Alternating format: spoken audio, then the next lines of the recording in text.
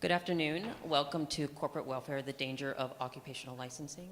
My name is Tristan Collins. I'm your moderator this afternoon in the room. My activism is mainly graphic design. You can see one of my pieces, the Pork Fest early bird sales meme that's going around. We have a tumbler that you can, or coffee mug that you can get with your early bird ticket. They are selling them just around the corner, so I highly recommend you seek those out. This afternoon, I am introducing Michael Ciccio. Michael joined the Grassroots Leadership Academy after serving as field director with Americans for Prosperity Foundation in New Hampshire. With nearly a decade of political organization experience, he has worked as field director for a New Hampshire gubernatorial candidate, a field representative for several congressional campaigns, a state political committee, and a state political committee. In addition to his grassroots organization experience, Michael has spent several years working in the New Hampshire State Senate as a legislative aide. Michael has a Bachelor's of Art in Psychology and Justice Studies from the University of New Hampshire. Please give a warm welcome to Michael Ciccio. And despite my UNH education, I turned out all right. I like to point that out.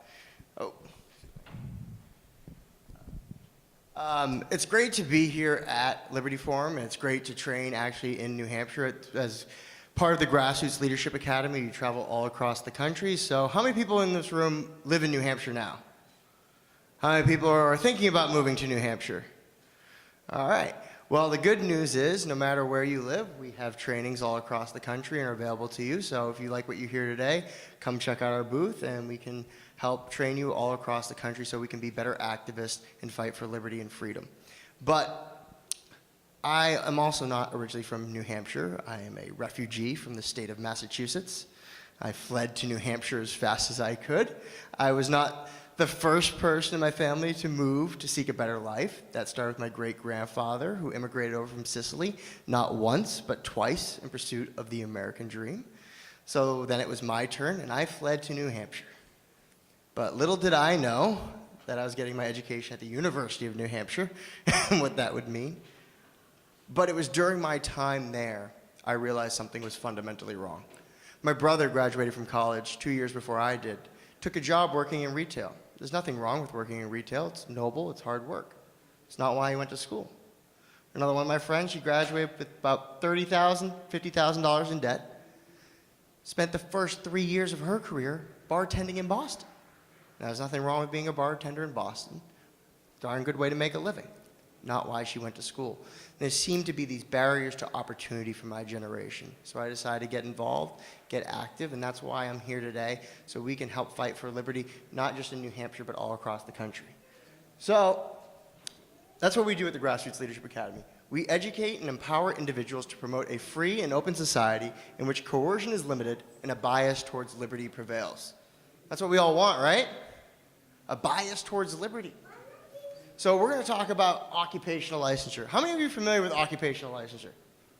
Okay, what is it?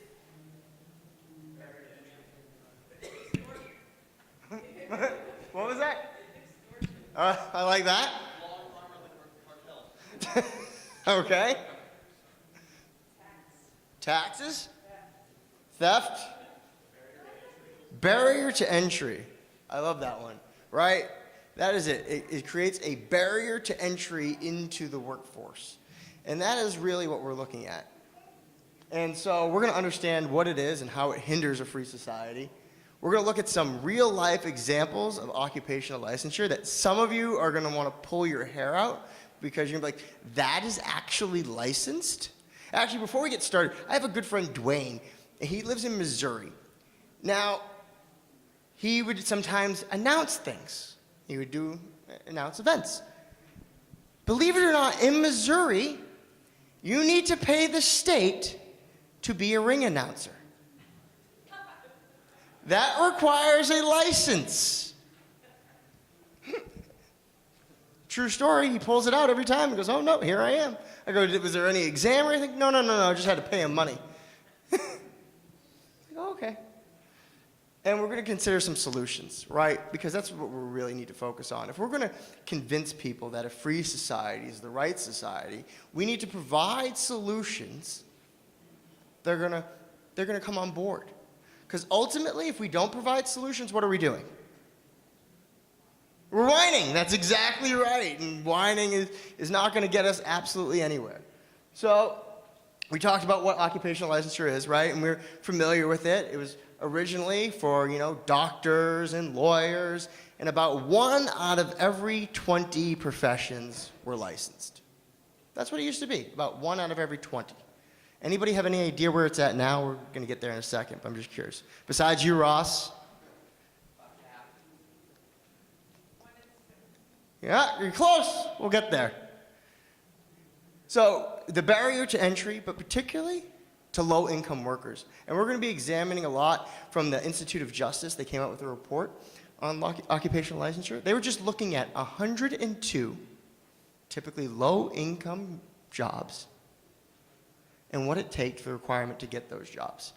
So what does it do when you create that barrier to entry? What does that do for our society?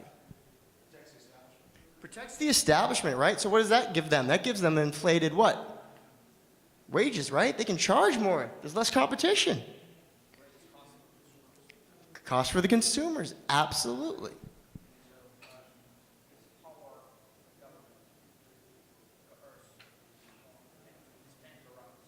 Right, it just doesn't give power to government. Who does it also give power to? The cronies! Thank you, Carla. Right? The people a lot of times approving this are the ones who are already in the field. And they get to determine, do I want to let my competition do this? And we'll look at some real life examples of that. So 1950s, 1 in 20. That wasn't that long ago. 1 in 4. Think about that for a second. 1 out of every 4 jobs requires the government's permission. Is that good for our economy? Is that good for people in pursuing their dreams? Of course. What? Must be, or they wouldn't be doing it. Aw, bless your heart. But that's the reality. It's so bad. I love this. I had to send this the other day because my girlfriend lives in California, right? California is so bad. Anybody live in California? Nearby, okay. But you can see it. It's so bad that the commission in California doesn't even know how many occupations it actually licenses. But it's good for you. They don't know how many occupations it actually licenses. So, if it is good for us, what are we told? Why is this necessary? I mean, right? Because in the 1950s, it was only 1 out of every 20. Now it's 1 out of every 4. There has to be a reason, right? Your own protection. Okay, what are you being protected against? People having a job doing something unscrupulous or unsafe. Okay. That's what we're told, right? What else are we told?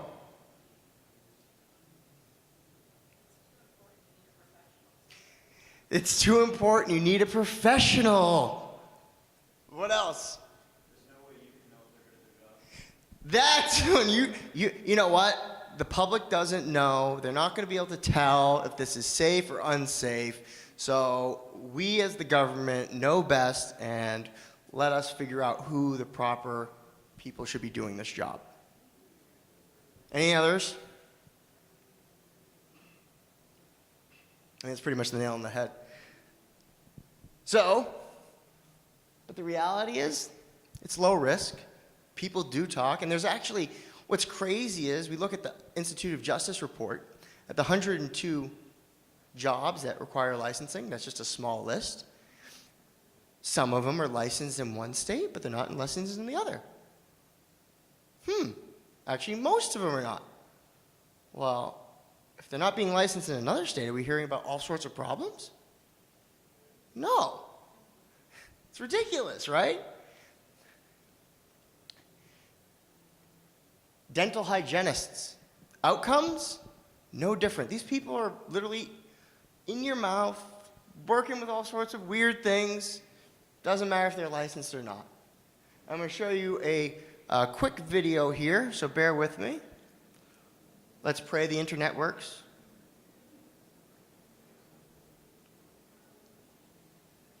On licensing and its effects. Licensing is necessary to protect public health and safety. But is it true? We came here to the University of Minnesota, the Humphrey School of Public Affairs, to ask the preeminent researcher on licensing, Dr. Morris Kleiner. So Dr. Kleiner, how much evidence is there that licensing actually protects public health and safety? Not very much. There is some evidence, but the preponderance of the evidence suggests that it doesn't do much to protect health and safety. Well, then surely licensing must increase quality of service and weed out charlatans and quacks, right? Well, my work suggests there's virtually no effect on overall quality. Well, if that's the case, then what does licensing do? Well, it's great for individuals who are fortunate enough to be licensed. And let me give you an illustration. Okay. If you view this circle as being an occupation, licensing serves as a fence to keep people out of the occupation. So if someone tries to get in, this fence serves as a barrier to entry. Okay, so then what's the effect? Well, licensing drives up wages and prices for those individuals who are fortunate enough to be licensed. So then people who are kept out, that means there are fewer job opportunities. That's correct, and especially for individuals who are entrepreneurs or individuals who might work for those entrepreneurs.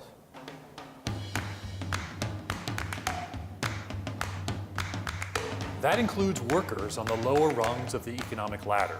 Our study, License to Work, examines the licensing requirements for 102 lower income occupations across all 50 states and the District of Columbia.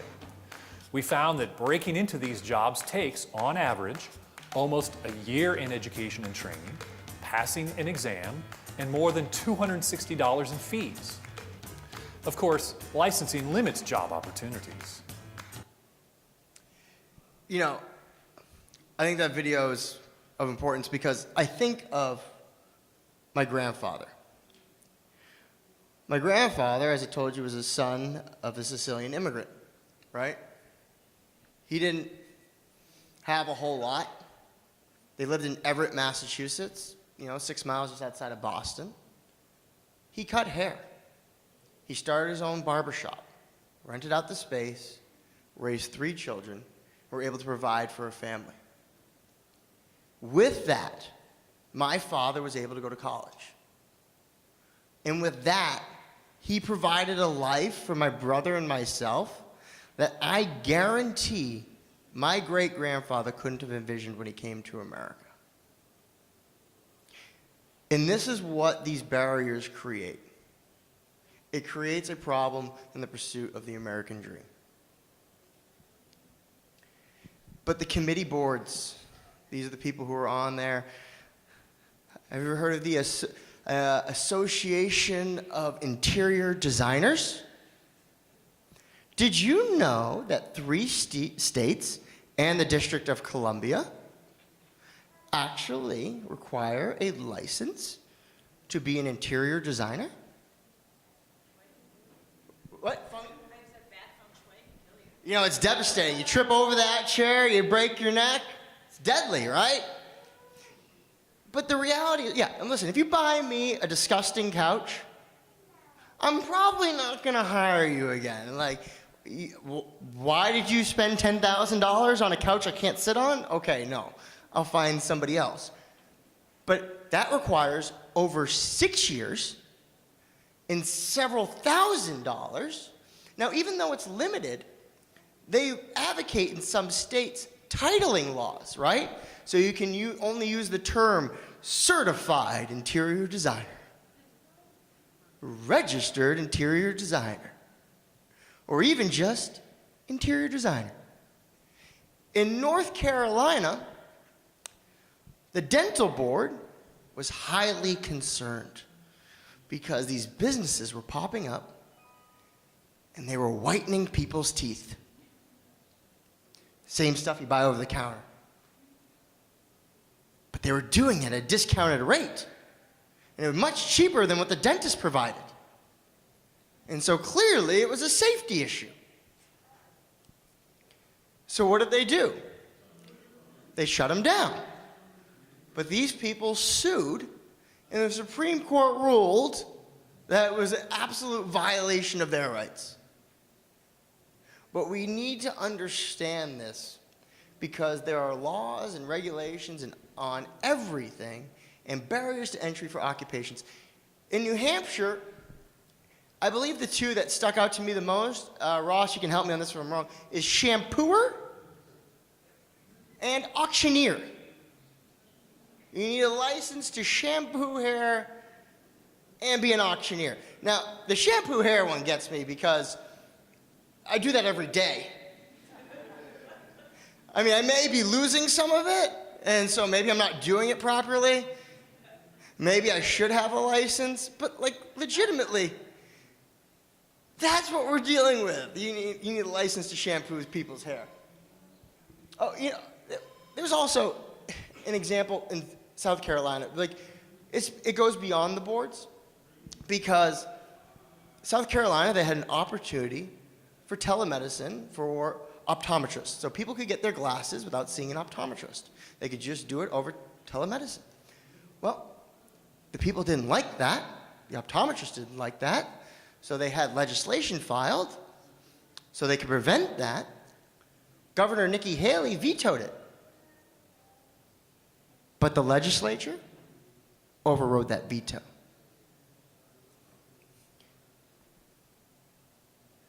We are literally preventing people from getting cheap eyeglasses. These are the worst states by the number of the 102 licenses they examined. How many of them were actually covered? Louisiana and Washington, California. I met some people from Nevada. Is Nevada anybody from? Yeah. You're not doing strong there. A lot of them are licensed. However, that's only considering one thing. That's only considering the amount of licensing, right? That's bad, right? The more licenses, that's a bad way to go. But also, what is the burden? And so it jumps around a little bit. Nevada jumps to number 2 because these are the average fees and calendar days lost and the amount of exams. Most of these are almost 2 years. Any people from Massachusetts? I escaped. You can escape too. Look at 50 licenses, $309 in fees, and about 2 years and 1 exam on average. That is insanity, folks. To put it into a better picture, Patel versus Texas. Ash Patel had a business, a thriving business. He had a couple of cotton thread, it was cotton and thread, and that's how they did eyebrows. Just piece of cotton, thread. That was it. No, nothing else was involved. It was mainly used in the Middle East and India, and he brought it to the United States. And people were using his service. He had 3 businesses. He employed 11 people. I believe it was 11 people. Could be wrong on that. He employed people, and he was opening more shops and was going to have more employees until he got a notice that he was illegally operating without a cosmetology license. What do you think happened to him? What? They did. He did go out of business for a few years, but eventually he sued, and he also won. And up recently, he started his businesses back up and is hiring more people. But literally, people are having to fight to keep their businesses. And this is the biggest one. There are inconsistencies from state to state, right? If you can do something in New Hampshire, but you move to another state, I don't know why you'd want to do that. But it didn't require a license in New Hampshire, but now requires a license because you moved to, say, Florida or California. You're now in violation of the law. and this is, I want to point this out, not because, clarification that EMTs apparently need more training, because they don't, but literally your life is in their hands. How many of you trust EMTs? You know, listen, I'm gonna trust them if I need them. I've got no other option, right? But 73 other occupations on the list have greater burdens. The average for an EMT was a little over 30-something days, and this includes barbers and everything like that, manicurists. That is the reality we're facing. And when it comes to moving state to state, there's a great example from a woman. She just moved to Florida, and she changed her business. That's all she did. She moved from one location to another. And all of a sudden, she found out she was in violation of the law. I'm going to show you that clip real quick.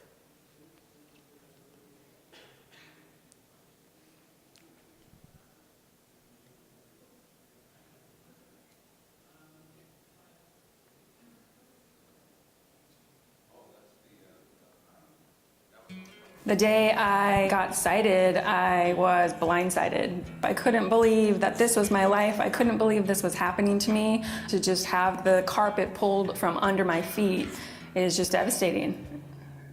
My name is Heather Kokesh Del Castillo, and I am a certified holistic health coach. I guide people to put in healthier foods, and in doing that, you can take away unhealthy foods. We're a military family, and 2 years ago we had to move for the military, and we moved to Fort Walton Beach, Florida from Monterey, California. California did not require a license for holistic health coaching. It never occurred to me that I would be prohibited in my career, and the only thing that changed was that I moved state to state. One day I was just sitting on my couch and got a knock on my door. An investigator said, "I'm serving you with a cease and desist and a $754 fine." I was taken aback. I was totally floored. I learned a registered dietitian decided to report me. That cease and desist meant that I could no longer health coach in the state of Florida. That meant that a piece of my income and my career and my passion was then suddenly squelched. The penalty is, if I don't cease and desist, first-degree misdemeanor, a year in prison, and a $1,000 fine for each offense. To be licensed in the state of Florida, I would need a bachelor's degree in health. On top of the bachelor's and master's degree I already have, a 900-hour internship, and to pass a board-certified exam. I just can't pursue getting licensed in the state of Florida because the requirements are just too lengthy and too financially burdensome. We're a military family. We may only live in Florida another 2 years. What I do is no different than a blogger or a book author who's able to publish freely their words and advice about nutrition. Someone can be a certified holistic health coach, write a book, publish it, and sell it in the state of Florida with the same advice I may give to an individual, but I can't meet with that person and talk to them.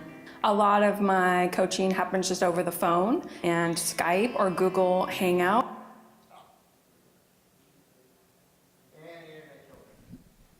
But that was about the end.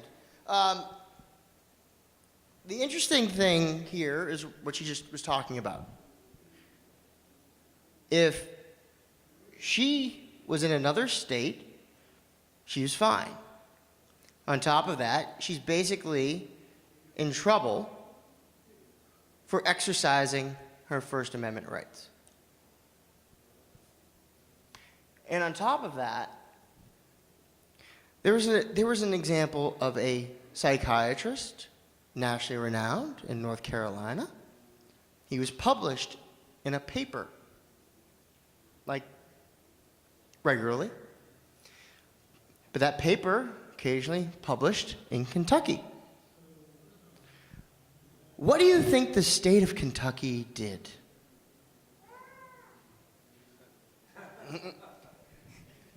You're not allowed to practice psychiatry here. You're dispensing psychological advice.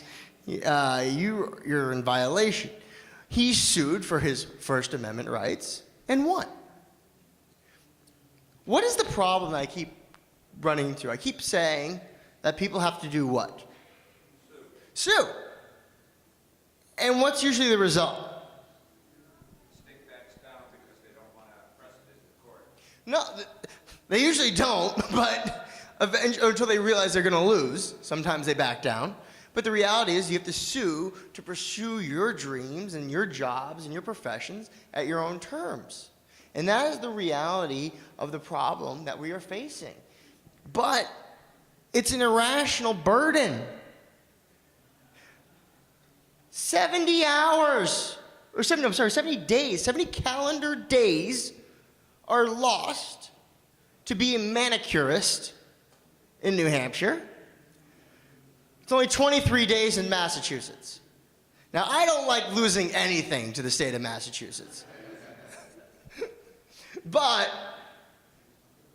do you think those extra days matter? Like, these manicurists in Massachusetts are so much worse off than the manicurists in New Hampshire? Well, let's take a look at Oklahoma, 140 days. Do you think the manicurists in Oklahoma are better than the manicurists that we have here in New Hampshire? Better lobbying? Okay, maybe, yeah. Alabama, 175. They must have some great nails. I mean, but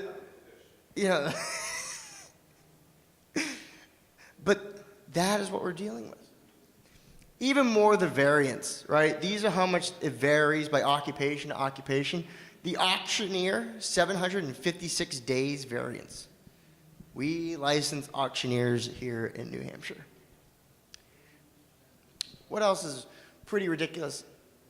Earth driller, a fire alarm installer.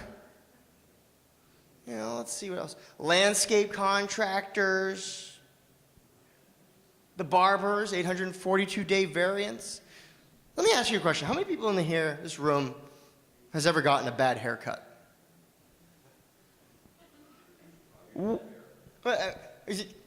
I'm feeling you. I'm going to be there soon. What did you do? You did not go back. Did you also tell your friends, hey, you should go there? No, what did you do? You told your friends what? Right, don't go there. Whatever you do not get your hair cut from Michael's grandfather. Listen, he gives a terrible haircut. Don't do it. Right. Did that piece of paper, they're certified, they have a license, did that piece of paper prevent you from getting a bad haircut? What? That's what they told me.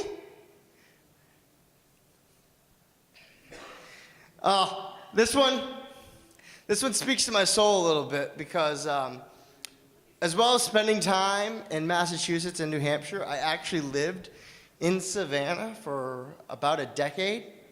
So if anybody is from the South and wants to come up to me afterwards and tell me, oh, bless your heart, I will know what you're saying and I will be offended. However, tourism is giant and it's king in Savannah, right? And so, but there was a licensing fee to tell stories, to speak in public and go, this building, let me tell you about John Oglethorpe. 100 questions and a criminal background check. This was the fines, and this is what they were facing. A $1,000 fine, 30 days in jail, and a municipal work gang for being in violation and telling stories in the city of Savannah without a license. I've heard some tall tales. I've heard some misinformation before. I never thought I needed to put somebody in jail for it. If you had a bad tourism experience, what's going to happen? You go out of business? What are people going to do when they realize that you're not a good tour guide. Bad reviews, right? The internet. Everything moves fast nowadays.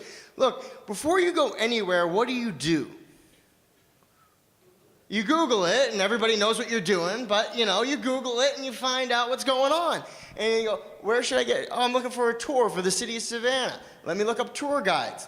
And what's going to be by each one of those tour guides? What? A rating, right? And customer reviews. How many of you have not bought something because of a customer review?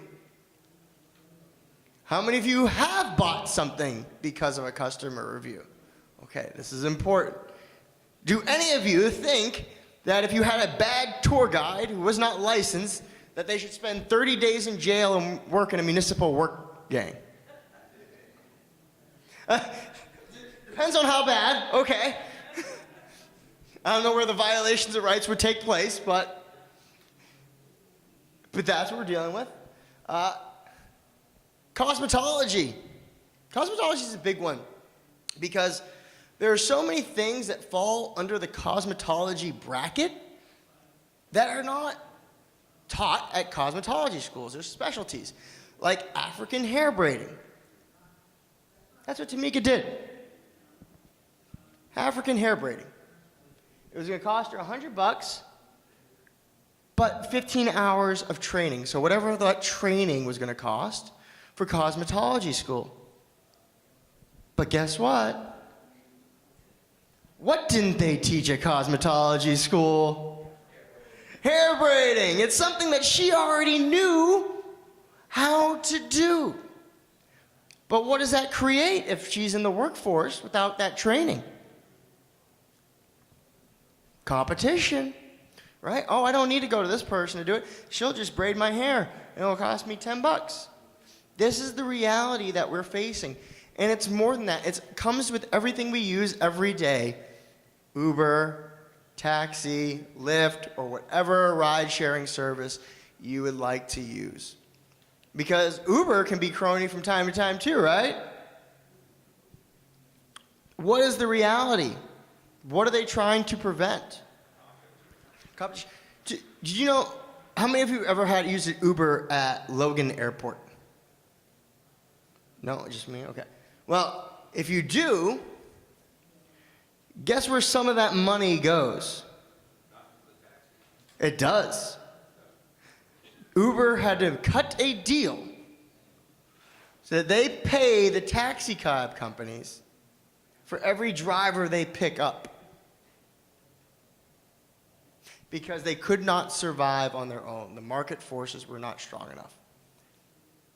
And we're dealing with the same thing when it comes to Airbnb.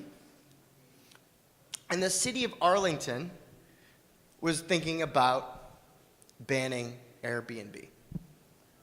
And they're literally banning the idea that you don't have the right to use your home as you see fit and use that sharing economy to allow others to use it in exchange of goods and services, right? Are you going to rent out your home if you don't want to rent out your home? Do you understand the risks? If you're renting out somebody's home on Airbnb, do you understand the risks? Listen, I stay in hotels all across the country. I've used Airbnb. I like some things about one. I like some things about another. What it gives me is choice. And what it does is it creates competition. And I guarantee you the hotels have gotten better since then. Yes? So just to devil's advocate, I guess, but what the point they're pointing, or the town planning boards and stuff are coming up with is, it's not so much that it's not safe or you're forced to do it, it's that you are creating an environment that's not good for your neighbors potentially. Have all those cars coming and going from your house, and that's how they're going after it. The planning board's going, no. But how does that violate anybody's rights? Exactly. Yeah. Where it's going now, it's not the safety, Yeah. it's bad for the neighbors, and they have a right to privacy and quiet and in their home, and we would be infringing on that. Right. The issue of the licenses has a monopoly on creating monopolistic forces on that.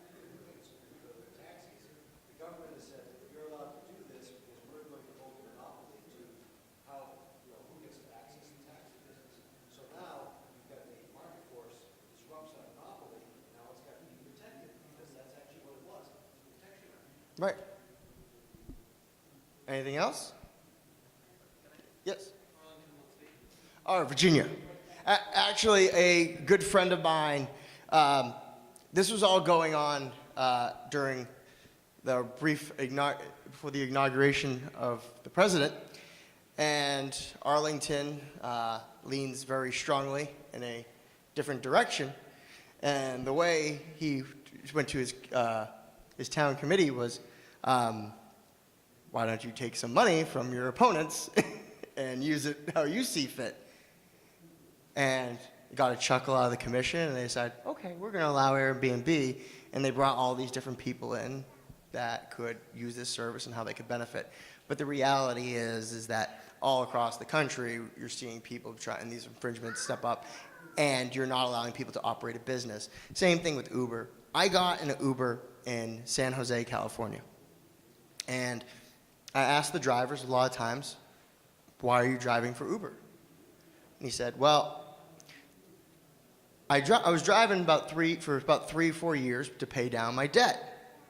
And I stopped, and then I underestimated how much debt I had, so I had to restart. I've been doing it again for a year. I probably have another year, and then I'll be done. I'll be happy. And this is the only job that allowed me to do that, because it gave me the flexibility with my own schedule and the current work schedule that I currently have to pay down those bills. It gave an opportunity. I got an Uber in North Carolina. I asked a man why when he started driving for Uber. He told me he lost his job 6 months ago. And this allowed him the opportunity to feed his family and his own schedule. And he goes, I was making more money now than when I was before. And he goes, I'm not sure if I'm going to take another job. I kind of like it. It's good for me.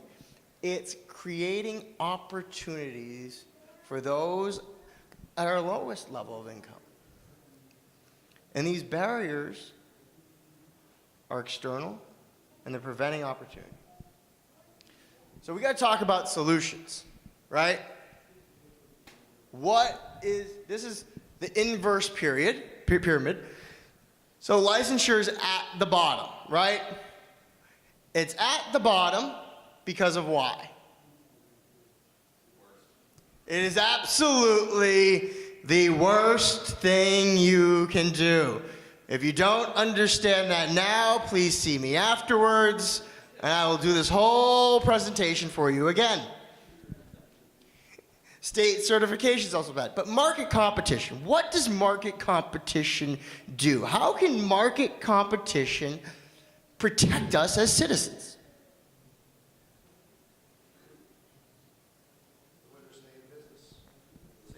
Yes. But he said, sorry, word gets around for bad service, they'll go out of business, or go under, or whatever, or change. Right. Someone was saying today that there was a restaurant in California that apparently served real dolphin, and one patron found out. Oh, yeah, he telling me that. And what do? They posted it, and within a week, everybody was protesting the restaurant, and they were shut down within, what? A couple weeks.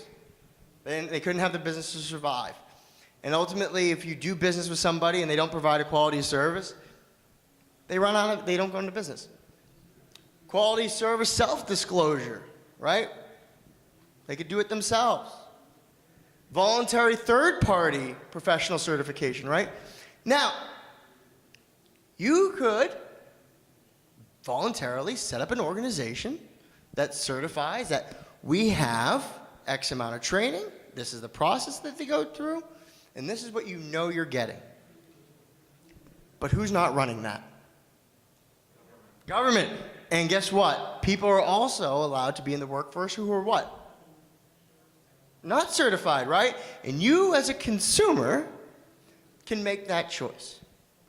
Voluntary bonding or insurance. Private causes of action, right? If someone has wrongs you, you can do what? Sue them, right? Because you should have the right to say, look, this person did this and they were in violation, and you have a recourse. But that is actually a government intervention and should only be done, right, if the other options aren't available. Deceptive Trade Practices Acts, right? So what can you do? You can create laws against people who are deceptive about their practice, right? Now, I'm going to tell you right now, that would be my last course of action, right? But, because you're still creating a law, right? And the law ultimately is coercion, right? And competition and cooperation always work better than coercion. But you can also do inspections, mandatory bonding insurance, registration, state certification, all the way before we actually get to licensure. There are all these other options that are available. But the good news is we're winning, right? Momentum's on our side.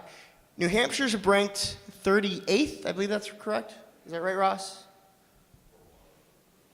A little higher.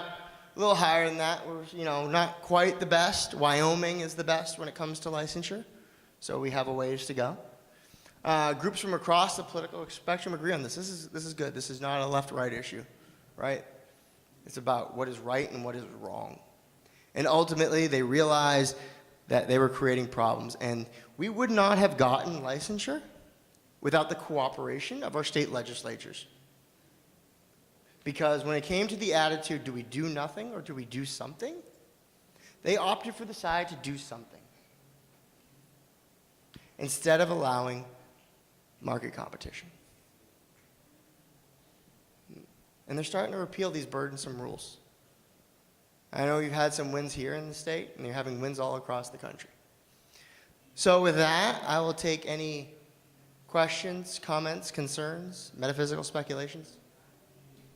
I was going to say that I ran into that in my landscaping business. Do you have any questions? We have a lot of work to do in New Hampshire, as you pointed out. We had a comment was, we have a lot of work to do, as you pointed out. In my landscaping business, I got on the wrong side of the state, and how I found out about it was a problem. I started my business, I used to use diazinon as a insect control product. And all of a sudden, I wasn't seeing it in the stores anymore. So I made a contact, I thought, which was a good resource, was the Cooperative Extension Service at UNH. And there was silence on the other end of the phone. You need a license for that. I said, okay, fine, I'll get a license. Great. Who might have it? Well, probably a place that caters to, this is before I found out it was banned by the federal government. And so, no problem. Less than a week later, I was outside doing maintenance on my equipment. Truck pulls in from the State Department of Agriculture Pesticide Control Division. You inquired about diazinon at the Cooperative Extension. He says, you need a license for that. Didn't we just leave this party? And he points to a bag of ortho bug begone in the back of my truck. For example, if you're going to use that on somebody else's yard, I don't want to know about it. So I said, okay, I won't tell you. Not the end of it. I ordered the study guide from the extension, $97. I studied the study guide. I said, okay, now I'm ready to take the exam. I wasn't trying to get rid of the licensure. I sent my check in with the application. They sent it back to me with a note saying, you didn't send us your resume. Apparently, my bachelor's degree in computer systems and my master's degree in education means I can't read the instructions on a bag of fertilizer as well as you can. You can go to Home Depot or Lowe's and buy the same product that I need a license to apply on your property. Okay? Correct. Oh, it goes on. And you need a combination of 5 years education and or work experience add up to 5 years in certain specific fields, plus the license of an operational license in order to get your supervisory license, which means hang my own shingle. I even tried to have a bill introduced, which was ITL. The bill would have only allowed me to sit for the license. to see whether the license actually tested what I knew. That's here in New Hampshire. Thank you. I mean, I am sure there are stories like that all across the country, right? Because that's what they're doing, controlling the sources and like who can do this and who can't. The biggest thing we can do, the biggest thing that any of us can do, right? Because I am sure every person who walked into this room, started this training, go, licensing is bad. Was anybody in disagreement with that? No. But what can we do? We have to talk to our neighbors. And I don't mean just the people that we agree with and that we get along with. We need to start having that conversation regularly. Because the only way that laws are changed, right? The only way that people can operate their business is how they see fit, is if people talk to their neighbors about what is going on and what kind of barriers that they are facing. That is it. That's the ultimate solution. I know sometimes we'd like to think it's more complicated than that, but it's not. How many people are in this room right now? How many people could you talk to about occupational licensure? How many people could you convince about this problem? Because I'm going to tell you, you tell people about this problem, and you tell them it requires 1,500 hours to get a cosmetology license, and then it only requires, or 1,500 days, and it requires 330 days or something to become an EMT? What do they say? That's ridiculous. Right. Yes, unless they are one. I have had that all the time. You know, the cosmetology, well, we work with chemicals. The EMT's saving my life. I don't care. What chemicals are you using? Not morphine. But that is literally the process. Are there any other questions or comments? Yes, so what about Reciprocity, I mean, that's an interesting one, but I mean, I think that's, you're dealing with how many states are willing to agree to that. Especially when you need a license in so many and not in others, right? But the problem is, yeah, you move, right? You didn't need a license. And all of a sudden, you do. And yeah, the licensing may be different in one state to another, but that require, I mean, that's potentially a solution. That's a start, but probably not. It's probably not the ideal situation that we're looking for. Anything else? Bueller? Bueller? All right. Oh. silliest license you've heard of? Ooh.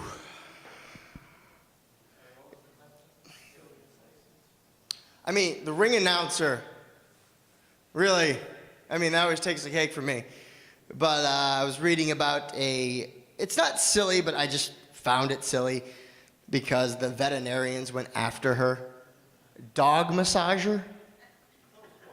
No, dog and horse. She massages both, but she specialized in, you know, your furry friends, not the galloping ones. And the veterinarians went after her because, you know, you can't give a dog a massage. I mean, without knowing what you're doing. Do you know about the fortune teller's license still on the books in Massachusetts? No, you gotta tell me about that one. That's all I know. It's $2. Fortune teller's license. I mean, they don't even test to see whether you can predict the future. I mean, there has to be some sort of exam with that. I knew some people that found it in the law and just went and applied for it at town hall just to see what they would say. They had no clue what it was. I'm stealing that. Thank you. I think the weather people need a fortune teller's license.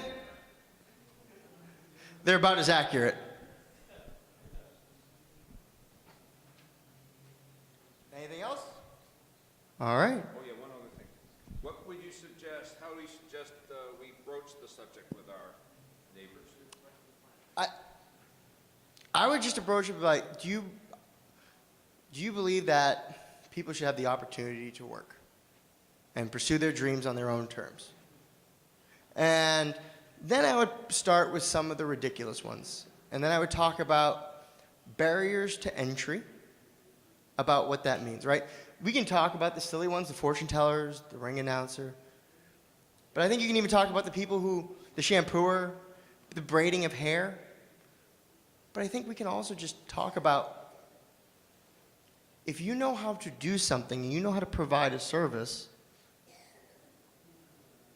what are we going to do? And I always use the example of the bad haircut, because everybody I know has gotten a bad haircut. Every barber I ever went to was licensed. Nobody's given me, plenty of people give me worse haircuts than my mom. Right? She wasn't licensed. So we can talk about those kind of things. And I think that's the conversation that we need to have, and I think that's the approach we need to take. I think generally we want to see people thrive and succeed. I think everybody wants that. I don't think anybody says, no, I don't want to see people thrive and succeed. So, yes, sir. I think a big part of the licensing and certification and all that other stuff is that for the people that think the government can solve any or most of the problems, if it wasn't useful, they wouldn't do it. And not thinking that maybe you don't need, it's like a fraternity. Who gets to make the tests? The people get in first. Right. And then you make the other people do the silly things. Yeah. But they already got there. Like, they got to take So, on the barrier. so one of the things I like to ask people all the time is, what would happen if government didn't do it? And that's the question I pose to people. What would happen if government didn't license barbers? We would exist without the license, or third-party licensing body would fill the gap. And you would get ratings, and people would know, and there'd be word of mouth, and there'd be all these solutions. And I think people would eventually come to that conclusion. It takes a minute. It takes them back. They probably don't jump there as fast as you do. But asking that question then allows you to approach and see how you can maybe sway them in the right direction. I think my time is up. They're gonna kick me out.